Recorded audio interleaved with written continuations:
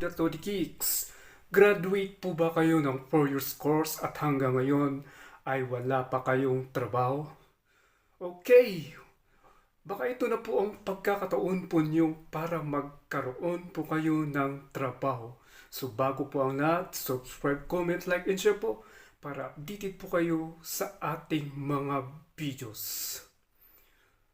Okay mga Luda at Lodi Kicks, kung sa ngayon ay